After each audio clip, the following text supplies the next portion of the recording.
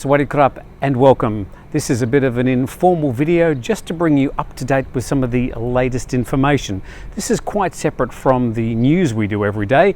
Jet's got the news under control today, but I wanted to bring you a little bit of, I suppose, what you could call speculation. Now, it's not really our role to speculate, but we're in a situation at the moment where the things relating to COVID in Thailand are very fluid. So I just wanted to perhaps bring you up to date on some of the little intricacies and perhaps look at what might be happening over the next few weeks. So let's start with Expat Vaccines. At the moment, there is no confirmed information about what's going to be happening with foreigners living in Thailand at the moment, either with a work permit or without, or with a visa, or whatever the situation is in relation to getting a COVID vaccine. At the end of the day, it's going to be Thais first, and the expats in the country and other foreigners probably need to get their head around that. Now, some foreigners have been vaccinated. I know here in Phuket there are some teachers, for example, who work in international schools who have been vaccinated. But generally around Thailand, if you go to a private hospital and say, hey, I'd like to get a COVID-19 vaccine, it's probably not going to happen. They will say they don't know what's happening at the moment. Just last week, the Thai government said private hospitals and companies can purchase COVID vaccines, approved vaccines from overseas, and sell them on. In other words, charge foreigners to be vaccinated, or Thais for that matter, if they want to be vaccinated before other people. But that's the situation as we know it at the moment. Really, we don't know. There has been no confirmed information about foreigners in the queues for vaccines.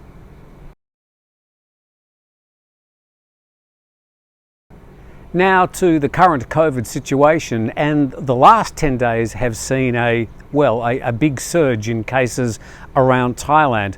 Quite different from the first two waves, if you want to call them waves.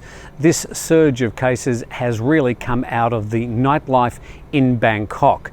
At this stage, the blame lays fairly and squarely on the behaviour of people going to night spots, some of those people being high-so Thais that really should know better, including a lot of Thai politicians.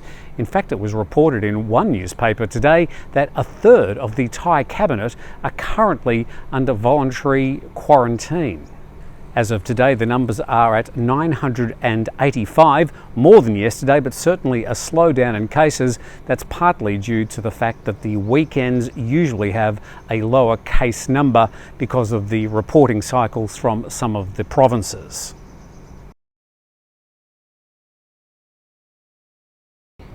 So to the next and probably most obvious issue is, what are the government going to do this time?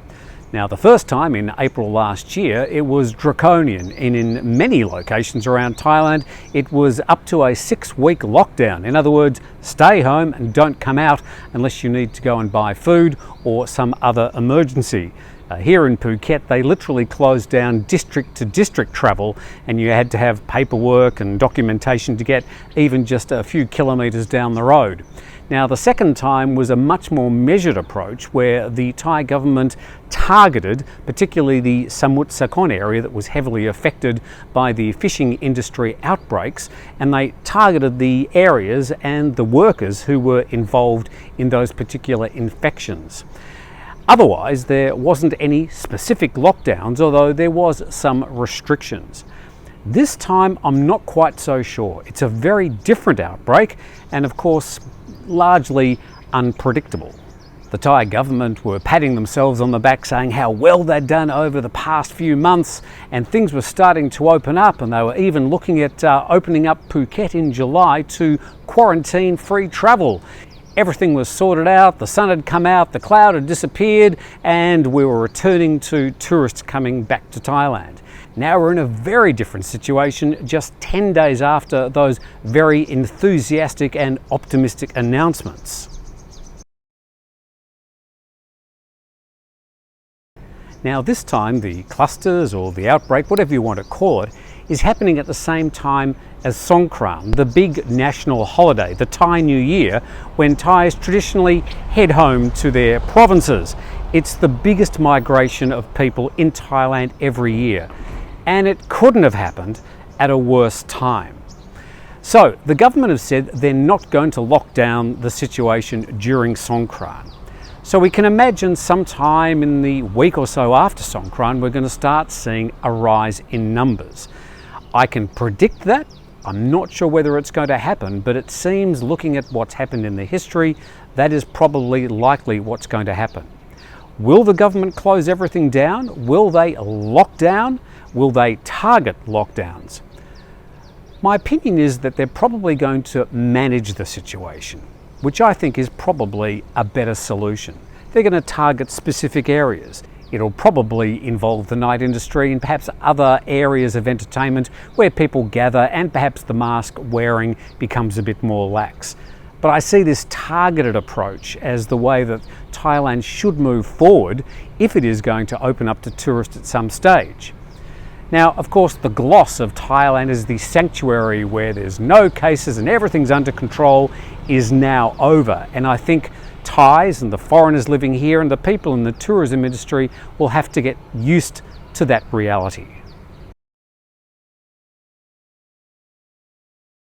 As it sits today, we've got 37 provinces who are now demanding people coming out of Bangkok, and most of the surrounding provinces will have to conduct a 14-day mandatory quarantine to enter into their provinces.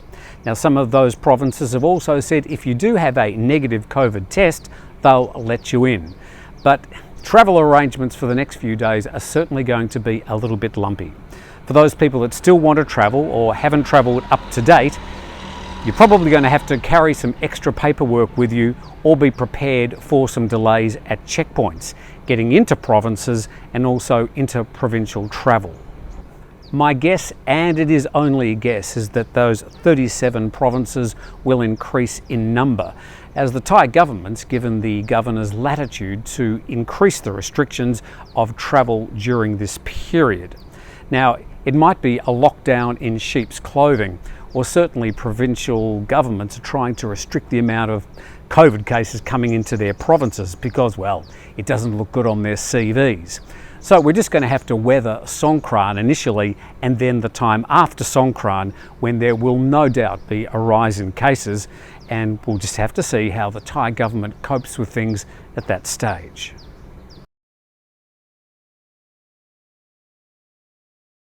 For me, well, I'm not going anywhere. I'm certainly going to be staying at my home for at least the Songkran holidays and the period after, until I can see some clarity in what the Thai government's going to be doing and whether I consider it safe to travel. Now, am I concerned about getting COVID-19? I'm in an at-risk age group. It's not in my best interest to contract this disease while I'm still not sure if I can get a vaccine anytime soon, and I'm not going to be putting myself at risk or my family or my partner at this stage. For Thailand generally though, putting it into perspective with the rest of the world, the situation is not that bad. Sure, we might have nearly 1,000 new infections today, and who knows, there could be more infections out there that haven't been tested. A lot of people believe that. I don't. I think the Thai government have been very accurate and forthcoming with their figures and their reports. Having gone to some of the early CCSA news conferences, I was very impressed by the way that they were open and honest and allowed any questions, even from foreign journalists, about the current situation. And if there was widespread COVID infection, we'd certainly know about it by now. And knowing Thai people and their love of social media, we'd certainly have a lot of rumours spreading. We'd certainly have a lot more pictures of patients and full hospitals than we've seen. So I'm very happy that we've probably got a fairly accurate picture of what's happening with COVID here in Thailand. I know a lot of people will disagree with me on that, but that's just the way I see it, and I've been watching this very closely, like daily, as my job for the past year. So that's just my brief overview of some of the main issues that are affecting us at the moment.